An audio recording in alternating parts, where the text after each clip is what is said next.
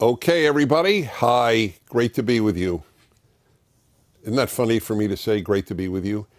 In what sense am I with you? Well, I really am with you, but I'm not physically with you. But I am with you. Anyway, I analyze everything, so forgive me. It's a very strange beginning, but hey, the whole thing's spontaneous. On behalf of Otto, I welcome you. And Otto welcomes you on behalf of me. What's he doing? Oh, he's awake. He's looking, yeah. Well, this is a major moment at a fireside chat. It's a special dog. All right, everybody. So what I do each week, and we haven't missed in years now, wow, is offer you some thoughts about life or about current events, and then take your questions. So I have an interesting question and an important one. I'm not going to address the whole issue of the American elections being honest, not honestly counted. I just want to address one interesting moral question that is worth thinking about. Donald Trump has been accused by all of the left, Democratic Party, the various newspapers, and social media and so on, for 4 years of being a white supremacist, a fascist, and a dictator. Right? I mean, that's normative accusations of Donald Trump. So if you are counting ballots, you are a Democrat in a Democratic-controlled city and area, precinct or county, and you have the chance to cheat with regard to the voting count,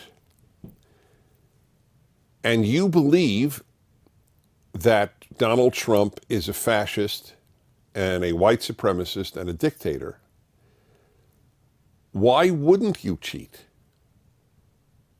I would. I admit it. If I were counting votes in any country, and I believed that a candidate that I could stop from winning by cheating was a fascist and a white supremacist and a dictator, I would cheat. I mean, just there are times when cheating or lying is moral. If I were saving a Jew, I was hiding a Jew in Nazi-occupied Europe, and the Nazis came to the door and said, "Are you hiding a Jew?" I would lie. It would be the right thing to do. Preventing a fascist white supremacist dictator from becoming the leader of a country is the right thing to do. So I'm not making any accusation. I am only saying that there is no moral reason why a Democratic operative in a voting center wouldn't feel morally obligated to cheat. So either they have been saying these things just to attack the president, or they and not really believe it, just said it for effect, or they really believe it, and I think many of them really believe it. So what's to stop them? Not morality. Just a thought. Another subject related to, not to the count, but related to the issue of how Americans are getting along. Right after the 2016 election, the New York Times, when Donald Trump was elected president, to everybody's shock, including my own, I might add, there was a front page article in the New York Times about a week later, because in the United States, and I'm saying this because a lot of you are outside of the United States, In the United States, we have the big holiday of Thanksgiving a few weeks after Election Day. And the article in the New York Times noted that Thanksgiving was going to be disrupted in many homes because a lot of people were not prepared to have a Thanksgiving dinner with a friend or relative who had voted for Donald Trump. We don't know of anybody, I mean, I'm sure it exists, but we don't know of anybody where it went the other way around. Oh, you voted for Hillary Clinton, I won't have Thanksgiving dinner with you. I'm laughing because I simply don't, I can't imagine somebody saying that. I'm not saying it hasn't been said, but I can't imagine it being said. And this has been a crisis for 4 years in the United States of terrible proportions, to the extent, and I know about it, to the extent that children, and I don't mean 10-year-olds, I mean 25, 30, 40-year-olds, won't talk to a parent who voted for Donald Trump. Parents call me up and tell me that their children not only don't talk to them, they don't allow them to see their grandchildren, the children of the children, because the parent/grandparent voted for Donald Trump. And this is one of the reasons that I believe that the left, not liberals, I always make a distinction, there's a huge distinction between a liberal and a leftist. This is one of the many reasons I have come to understand that the left is a cult. Because one of the distinguishing characteristics of cults is that they frequently sever relations between the members of the cult and their parents. Breaking up family ties is a very common thing in cults. And breaking parental authority is huge. You owe them nothing. You owe the cult everything. And when I was talking about this on my radio show, I offered this thought. One way of measuring an ideology, secular or religious, is how does it affect a person's relationship with his or her parents?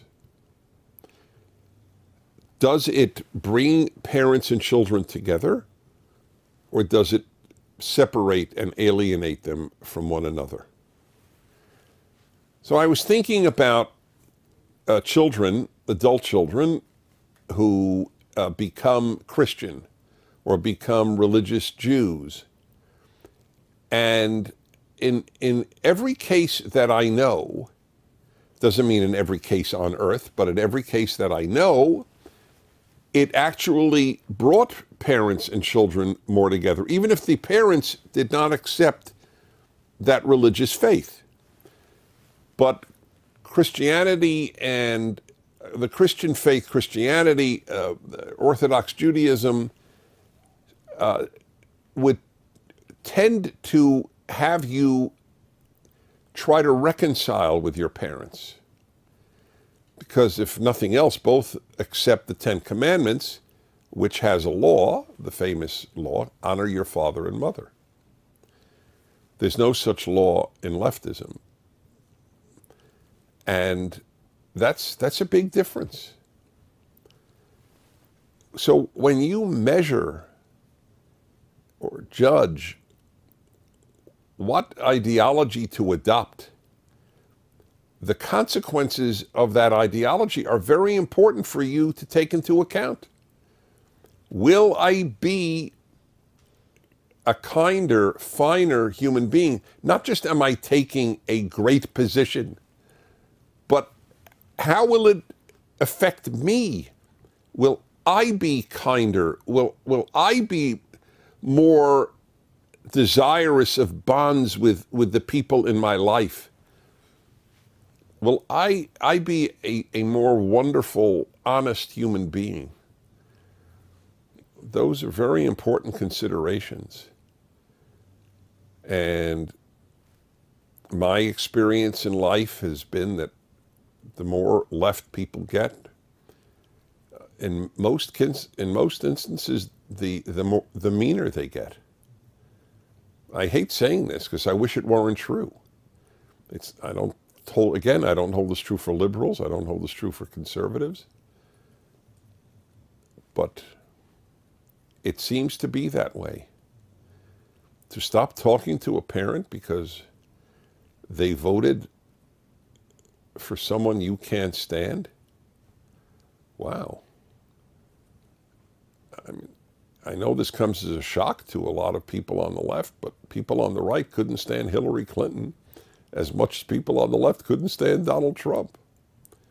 But they didn't stop talking to their parents or deprive their parents of their grandchildren if the parent voted for Hillary Clinton. It's a very important question.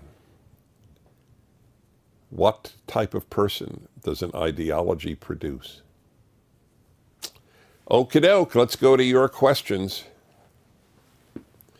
And we begin with, hi. Hi, my name is Reezy. I'm 20 years old and I'm from New York. I had a question regarding abortion. So recently I've seen the claim going around that people who are pro-life aren't actually pro-life, they're just pro-birth and don't care about what happens to the baby after it's born. I was wondering how you would respond to that claim. Thank you so much. Well, thank you, Reezy. I just want you to know that you've seen that claim. You're 20 years old. So you've seen that claim going around, and I want you to know that this claim went around when I was 20 years old. It is a typical left-wing attack on people they differ with, that they're really just scum. That's the general left-wing view of people they don't agree with. I've never quite seen the proof to that horrible charge. We just want you born, and then we don't give a damn about you. It's so preposterous. So here's a very simple question. I've never seen the data, but I've lived a full and long life, and I can tell you that I would love to see the data on who is more likely to adopt a child with disabilities, a leftist or a religious Christian. And I would bet my house, and that's a big deal. I love my house, and it's the essence of the savings I have. But I would bet my house that disproportionately the pro-life Christian, Catholic Christian, is more likely to adopt a child with disabilities than a pro-choice leftist. Okay? That's real life. That's not one of these generalized attacks. I have no problem with generalizations, providing they're based on reality. So what they mean, I assume, is they don't care about when people are born because they're against bigger government. But that you could say about people who have nothing to do with abortion. Their belief is that if you don't want the government to constantly get bigger, you don't care about people. Of course, it's often quite the opposite. Because the more the government takes care of people, the less people take care of people. That's why Americans, well, first of all, conservatives give more charity than people on the left, including liberals. That's just data. You could check that data. Do conservatives or liberals give more charity volunteer more time? Look that stuff up. But what we really have that's even clearer than that is Americans give more charity and volunteer more time than Europeans do. And there's a very simple reason. Europeans are trained because they're all trained by the left. They are trained to believe that the government will take care of the poor and the sick. I don't have to take care of the poor and the sick. I don't even have to take care of the poor and sick in my own family. The government will. That is why I have a speech on the internet. I gave it at the University of Wyoming. Socialism makes you selfish. And you should, if I may say that, you should watch it. Okay, Amy, 27, Germany. Hi, Mr. Prager. I'm an Egyptian, so I guess it's Ami, not Amy. I'm an Egyptian studying in Germany. Your wisdom is something I wait to listen to every week. Thank you. My question is, what do I do if both my professors and other students in class are always very aggressive in attacking conservatism/capitalism? I feel like giving up and just keep my views to myself because the aggression escalates very quickly and I feel alone in the fight. First of all, let me just say that if you're an Egyptian living in Germany, obviously your two primary languages are Arabic and German. It's pretty good English. Yes. I gotta say that's, I mean, I hope I meet you once or even twice. So let's see. What do I do about they escalate the aggression? You feel like giving up.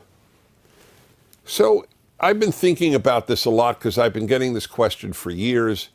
If I speak up, I may lose my family, like I just described earlier. I may lose friends. I may be, removed from everybody's Facebook page. I may be attacked on social media.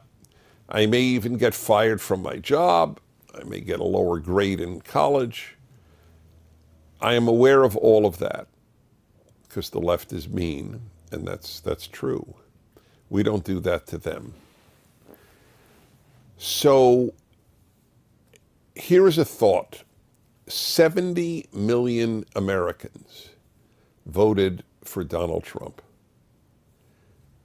70 million Americans, essentially, or whatever the number would be, but half of America voted conservative, voted Republican. Imagine if they all spoke out. Imagine if 70 million Americans just decided, I don't care about what will be done to me on social media, or by friends who really don't like me, apparently. But I am no longer willing to hide what I stand for. This country would change radically, for the better. Because they believe correctly that if they bully conservatives enough, they will force them to shut up. I receive letters, because I'm involved in music, I receive letters from members of orchestras in the United States. And they tell me that they just can't say anything for fear of, if they may get thrown off the orchestra, but their bigger fear is just being ostracized by their colleagues, which is a bad thing in an orchestra. You need each other very much in an orchestra. But I know how prevalent this is, and we need a campaign to get people to speak up. If 1/10 of those who voted for Donald Trump came out of the closet, it would be very dramatic. 7 million Americans just saying, I will no longer be bullied by left-wing totalitarians. So I would say to you, Ami, that's right. You're not the only one in Germany who thinks like you do. There aren't many, but they're not non-existent either. So good luck. It's easier for me to advise than for you to do. I fully acknowledge that. But that's my advice. Rui 60, Belém para Brazil. Mr. Prager, I'm a Brazilian fan of yours. Thank you. Obrigado. My question is, do you really, and really is capitalized, think multi-millennial Judeo-Christian Western civilization has any chance to survive 50 more years? I don't, capitalized D-O-N''T. Unfortunately, it's doomed to perish by 2050. Well, so let me tell you, as the Judeo part of the Judeo-Christian, and I'm a big believer in Judeo-Christian values, that one author wrote a book about the Jews, and he called them the ever-dying people. Jews are always dying out, and by golly, they're still here. This is not going to die out. It's inconceivable. You think by 2050, every Christian is going to end up being a secular leftist? I'll tell you an interesting thing. It is growing. It's growing in Africa. I expect an African pope in the not too distant future. I see both Protestantism and Catholicism having a renaissance in Africa. So the West has decided to die. They don't have children. They get married much less. They have far fewer children. It's all because of secularism. Religious people have children.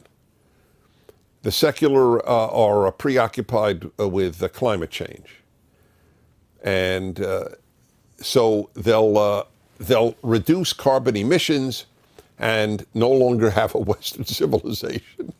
We live in the realm of the absurd. So I would not make the prediction that you did, but I will say religious people have to know how to make the case for religion. And very few do. For most religious people, religion is a habit, not an intellectual conviction.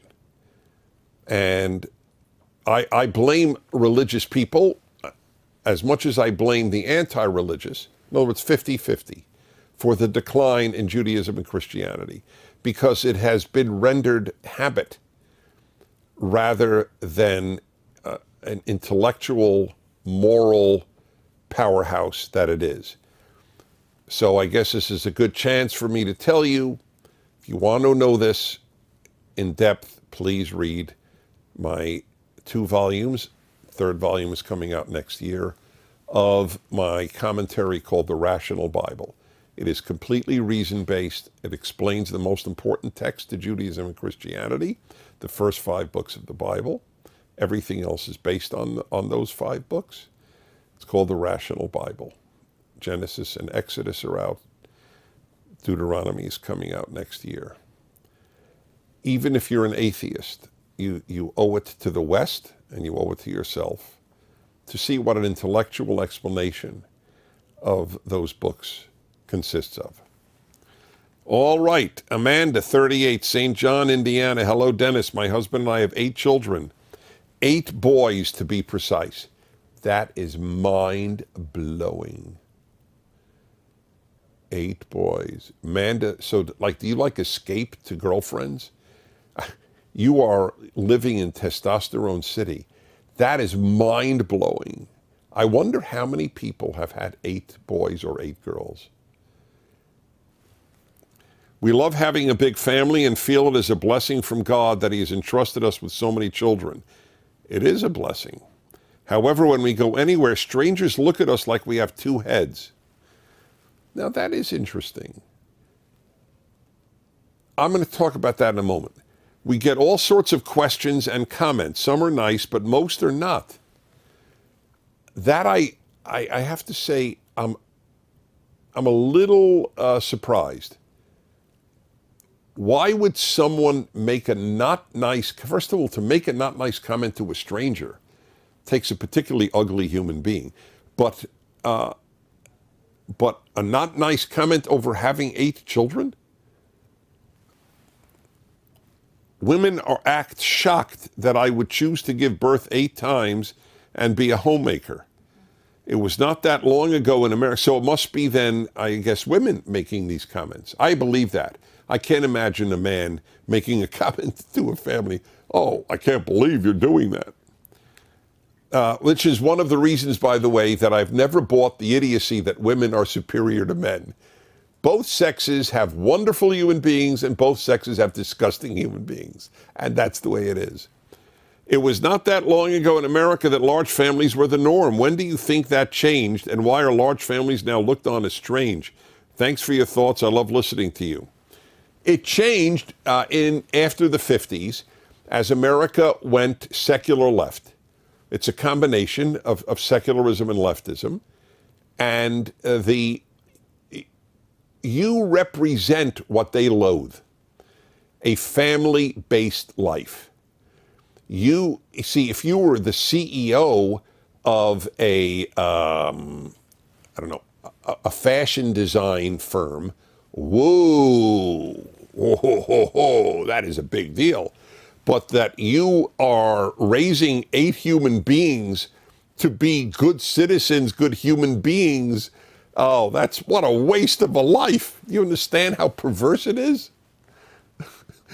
Now, you should really get a life if you're a young woman. Major in gender studies. Then you will really have an important life. Whereas having kids, having a husband and kids, what a waste. That's how sick it's become. It's all inverted. It's truly inverted. Leftism is a form of moral chaos. Ben, 19, Westminster, Colorado. Hello, Mr. Prager and the world's most famous dog, Otto. Yeah. Otto's immediate response to hearing his name must move you. I would like to begin by saying your fireside chats have brought a lot of joy and wisdom into my life. Excellent. I am currently reading your book, Think a Second Time, and I recently ordered Happiness is a Serious Problem. Thank you on both. Think a Second Time is 44 essays on 44 subjects. It's the perfect introduction to my thoughts on a lot of subjects. Think a Second Time. I was curious if you talk about insecurities in that book, the book on happiness. I was also wondering if you could give a short answer on how you personally deal with insecurities. Thank you, and God bless all those at PragerU. Thank you. God has blessed all those at PragerU. I think they feel it. Isn't that right to say? It's a very good question. I don't address the issue of insecurities in the happiness book. And you have prompted me to raise that issue on my happiness hour so I could talk it over with people who call in from the millions of listeners. I've gotten a lot of wisdom, massive wisdom, from my listeners. So I will raise that issue. Everyone on earth has insecurities. Everyone. And part of the antidote, I suspect, is the great famous idea, know thyself. See, I knew at a very early age what I wasn't good at and probably would never be good at. And what I did was concentrate on what I was good at. And I simply allowed, and I'm not saying this is a perfect answer at all to your question, but I'm referencing my own life because that's the life I know best. And what I would do is, by excelling in certain areas, the areas where I wasn't excellent or felt insecure in became less important. Everyone needs an area to feel good about themselves in. And by the way, I believe that there are two things that allow that. You earn it. That's the biggest. But also you may have it built in. If you are endowed with perfect pitch, I'll use a musical example. It's a gift. You can give 50 kids piano lessons, and 3 of them are gifted pianists. 47 are not. but they could still learn to play the piano nicely, but very few are gifted. But the gifted, I know musicians, so a lot of them are very secure in their music, but not necessarily as secure socially. You know, they would feel very funny getting up in front of a group and giving a speech. I would have the opposite. I find talking to groups effortless, and on the other hand, I knew at an early age I was never going to be a good instrumentalist. That's why I learned to conduct, because that was my way of playing an instrument, the orchestra. I think focusing on what you can do well will help you. And no, this will also help. Everybody has insecurities. That comes with the deal when you're born. So I hope all of this was thought-provoking. Thanks for being with me. I'm Dennis Prager.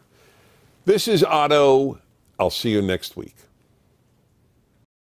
Thank you for watching this video. To help keep PragerU videos free, please consider making a tax-deductible donation.